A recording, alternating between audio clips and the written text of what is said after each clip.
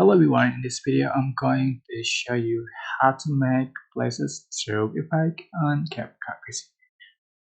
Alright, for instance, I'm just going to add images to the track so you can adjust for the image duration in um, 1.0 second, and you can adjust for the image duration and menu, settings, edit, and just for the image duration 1.0 second, and just click save.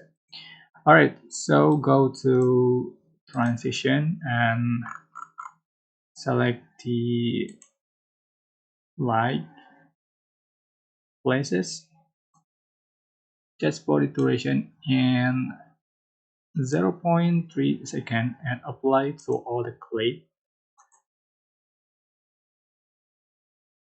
All right, go to effect and select light club. You can find this strobe effect, just add to track just for the duration. All right, for the speed, yeah, set for the 100. So this is the final effect you have on your video. You can also add the audio, text, and anything you want.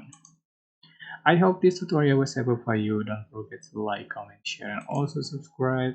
If you have any question, please leave it in the comment section down below. Thank you so much for watching.